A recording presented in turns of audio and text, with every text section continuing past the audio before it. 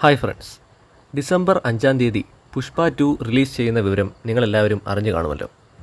Allu Arjun title കഥാപാത്രമായി എത്തുന്ന ഈ സിനിമയിൽ രാഷ്മിക, ഫഹദ് ഫാസിൽ തുടങ്ങിയവരും മറ്റ് പ്രധാന കഥാപാത്രങ്ങളെ അവതരിപ്പിക്കുന്നു. ബ്രഹ്മാണ്ഡ ഹൈപ്പിലാണ് ചിത്രം പുറത്തിറങ്ങുന്നത്. എങ്കിലും ചിത്രം വലിയ പരാജയമാവാൻ സാധ്യത വളരെയധികം കൂടുതലാണ്. അതിന് നിരവധി കാരണങ്ങളുണ്ട്. സിനിമയുടെ നിർമ്മാണ ചെലവ് തന്നെയാണ് ആദ്യ കാരണം.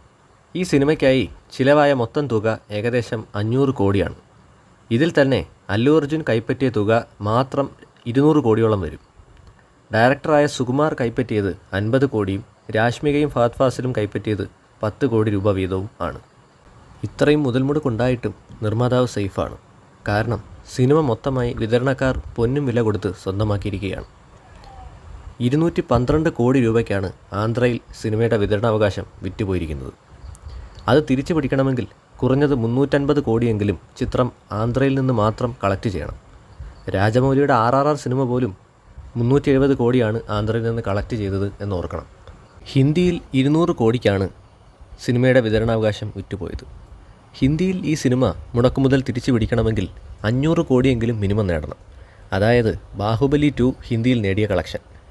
പക്ഷേ കേരളത്തിലും തമിഴ്നാട്ടിലും കർണാടകയിലും ചിത്രം ഭേദപ്പെട്ട നിരക്കിലാണ് വിറ്റുപോയത്. ഓവർസീസ് റൈറ്റ്സ് 120 കോടിയോളം വരും. അതായത് ചിത്രത്തിൻ്റെ മുഴുവൻ വിതരണത്തുക എന്ന് പറയുന്നത് 622 കോടിയാണ്. അപ്പോൾ അത്രയും പണം തിരിച്ചു പിടിക്കണമെങ്കിൽ സിനിമ കുറഞ്ഞത് 1500 കോടിയെങ്കിലും ആഗോളതലത്തിൽ നേടണം. കഴിഞ്ഞ വർഷങ്ങളിൽ വലിയ വിജയങ്ങളായ പല ചിത്രങ്ങളുടെയും ആഗോള കളക്ഷൻ 900 മുതൽ 1200 കോടി റേഞ്ചിലാണ്.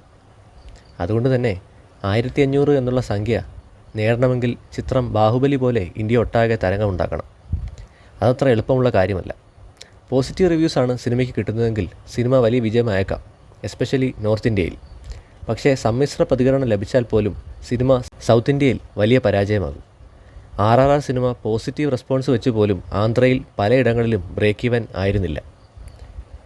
3 മണിക്കൂറും 22 മിനിറ്റും ദൈർഘ്യമുള്ള പുഷ്പയ്ക്ക് നല്ല എൻഗേജിങ് അല്ലെങ്കിൽ പ്രേക്ഷകരെ ബോറടിപ്പിക്കാൻ വലിയ സാധ്യതയുണ്ട്. അതുകൊണ്ട് തന്നെ പുഷ്പ ഒരു ഹൈലി ചാലഞ്ചിങ് ബെറ്റാണ്.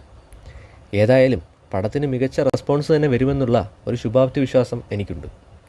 മേൽ പറഞ്ഞ ചാലഞ്ചുകളെല്ലാം അതിജീവിച്ച് സിനിമ ഒരു വലിയ വിജയമായി തീരട്ടെ എന്ന് ആശംസിക്കുന്നു.